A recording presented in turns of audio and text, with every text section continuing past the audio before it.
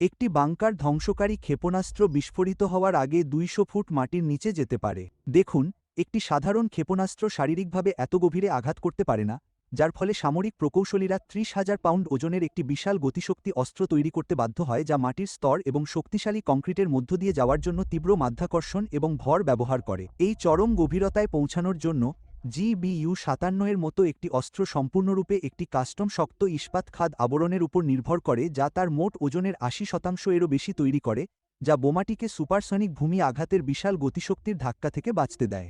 যদিও একটি electronic smart fuse warhead মাটি ভেদ করতে এবং লক্ষ্য কক্ষের সিলিং ভেঙে যেতে যে মিলিসেকেন্ড লাগে তা গণনা করে। যেহেতু কেসিংটি এত ঘন, তাই ড্রপ জোনে একটি একক ইউনিট বহন করার জন্য $২ বিলিয়ন বি-২ স্টিলথ বোম্বার প্রয়োজন হয়, যা পরম নির্ভুলতার সাথে অস্ত্রটি ছেড়ে দেয়। তাই অভ্যন্তরীণ বিস্ফোরকগুলি কেবল ভূগর্ভস্থ কাঠামোর ভিতরে বোমাটি সম্পূর্ণরূপে সিল করার পরেই ট্রিগার হয়, সীমাবদ্ধতার মধ্যে ধ্বংসাত্মক চাপ তরঙ্গকে সর্বাধিক করে তোলে। একটি